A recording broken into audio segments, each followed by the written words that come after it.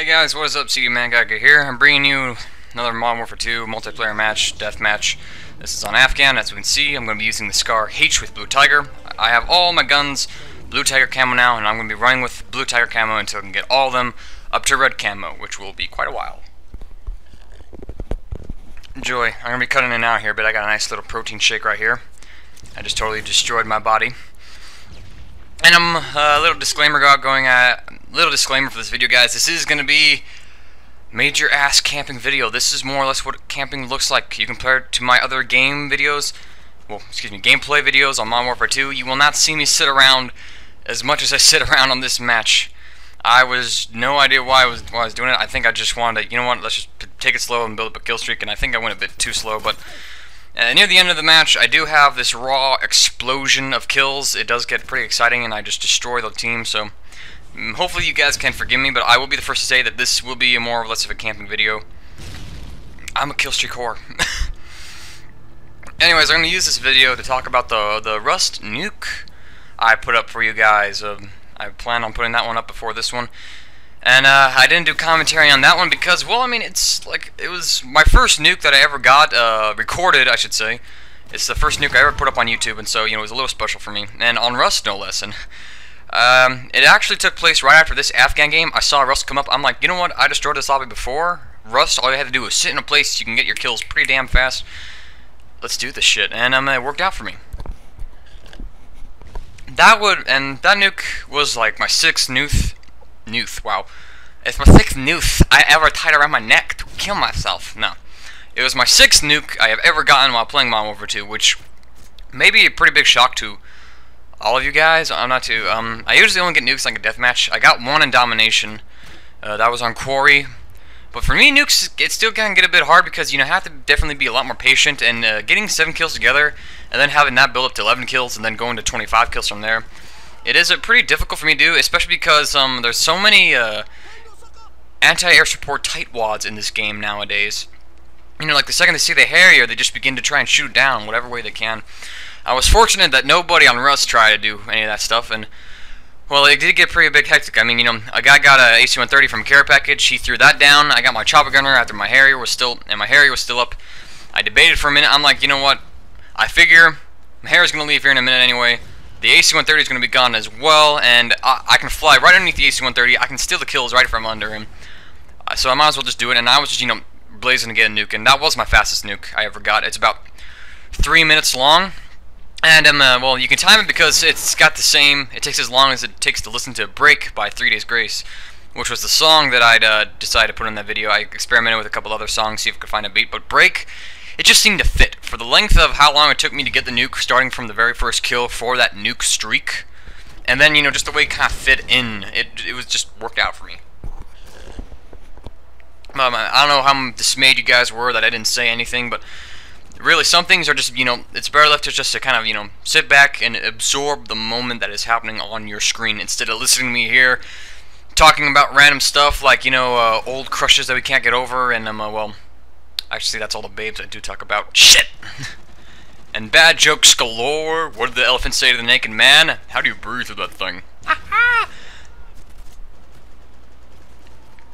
And then, of course, me drinking various liquids. This case, it's a protein shake with chocolate mix. When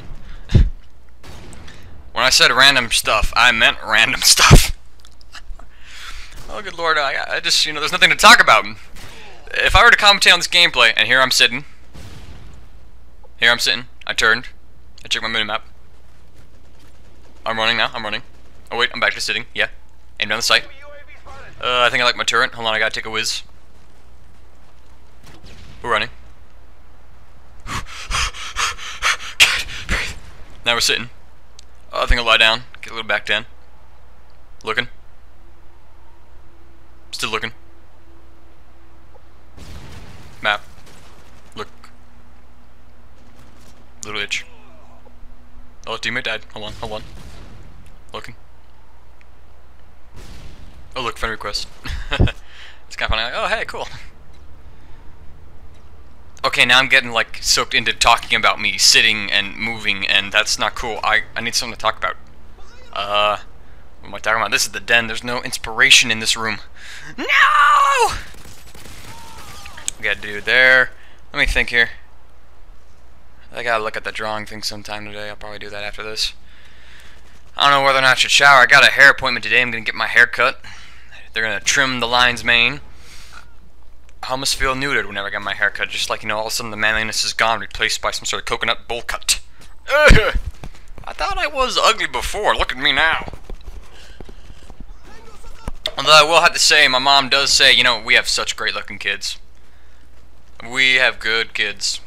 In both personality and looks. Though I will admit, my sister did take all the hot genes.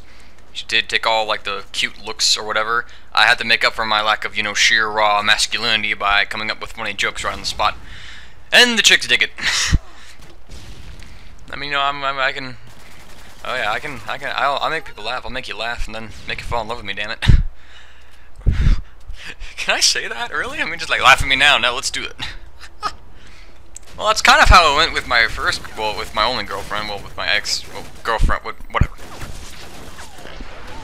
Exploding barrels for the win.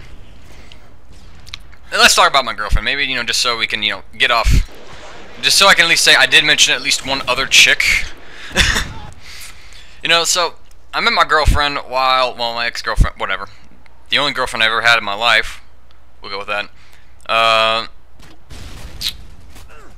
I met her in my theater class. She did this little weird hi to me thing, like, hey. You know, it was a time when we had to, you know, look up a partner that we didn't have before, and kind of, you know, look over each other's monologues and kind of review each other. And the teacher just wanted us to expand and get to know people.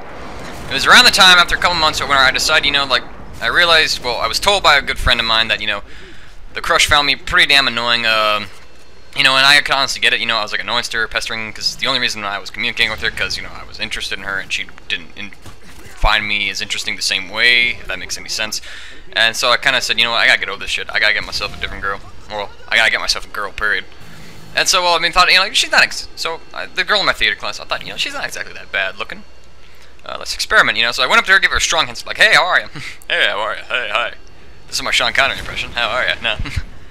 This is the Connery impression. Let me tell you, he was suave, he was suave. And we reviewed, we got to be pretty good friends. You know, we joked. She found me funny in the heck, and if a girl laughs at my stupid jokes, I'm sold. Now, that's probably the one good thing. That's probably the one thing that maybe the crush did like about me, was that, you know, like, I was funny. Even though I was annoying, I was still pretty damn funny. Moving on, though. We hung out for a while. I used some secret agents, off-the-wall sister, to figure out whether or not she liked me, and she did. She did. I'm like, oh, sweet. Now, and, you know, she wanted me to take her to prom. And then well, you know, she didn't bring it up for a while. One day we were walking around lunch. It was 8th period. I had home release, which meant I could go home. I didn't have a class. She was going down to seminary. And you know, she goes, so, what are you doing for prom? I'm like, this is such a big fat hint. And then, you know, I had to think, like, okay, how to be suave. How can I do this? How can I be suave? And, you know, how can I be me about this? You know, and well, she, you know, got interrupted, but before I dropped her off for her class, I'm like, you know, well, prom, it's a little difficult for me. I mean, I don't have a car, I can't drive, I have to have my parents pay for it. It'd be pretty, you know, darn difficult to do, but you know what? It would all be worth it if I could take you there. And that, gentlemen, is what we call in the business suave and smooth. She was shell-shocked at that. Like, oh, you know, she just kind of couldn't believe it. You know, I was just like, oh yeah, oh yeah. Who's a man? Who's a man? Me. Let's see here. I'm running up in their spawn right now, but... And, well, you know, I couldn't take her to prom because my parents wouldn't let me. I think it was more or less because, I just, you know, a little too young. I couldn't pay for it, couldn't drive, take her down. It would just be too difficult to do, but we became boyfriend, girlfriend after that. We walked the halls, hold hands, we hung out in the stairwell, talked about some stuff, you know, kissed quite a bit. It was nice. Everything I want in a relationship. It's very nice. And it was only made a little sweeter because, you know, occasionally we walk down the hall holding hands, having a good time, and we rock right by my still single crush. I'm like, suck it, bitch. I'm fine without you. You walking around with the stereo playing like Hinder. I'm fine without you. That or Van Halen. Can't get this stuff no more.